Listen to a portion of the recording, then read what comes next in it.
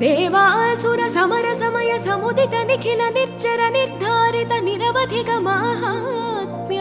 दशवदन दमित दैवत परिषदभ्यर्थित दाशरथि भाव दिनकर कुल कमल दिवाकर दिविषदधिपतिरण सहचरण चतुर दशरथ चर मरण विमोचन कोसल सुता कुमार भाव कंचुकित कारणाकार कौमार केळि गोपायित कौशिकाध्वरा रणाध्वर धुर्य भव्य दिव्यास्त्र बृंद वंदिता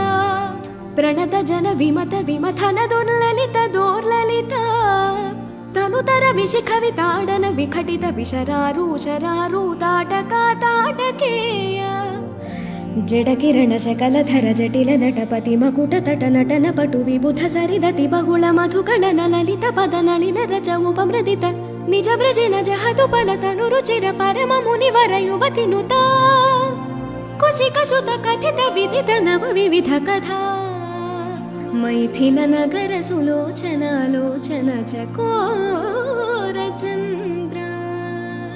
खंड परशु कोदंड प्रकांड खंडन चौंड भुजदंड चंडकर किरण मंडल बोधित पुंडरीक वन रुचिलुंट कलोचन मोचित जनक हृदय शंकातंका परिहृत निखिल नरपति वरण जनक दुहितृ कुच तट विहरण समुचित करतला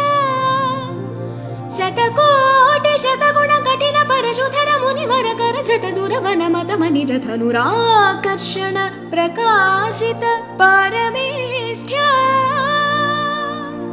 क्रतुहर शिखर कंतु कवि हृत्युन्मुख जगदरुन्तु दजित हरिदन्ति दन्त दन्तुर दशवदन दमन कुशल दश शत भुज मुख नृपति कुल रुधिर झर भरित पृथुतर तटा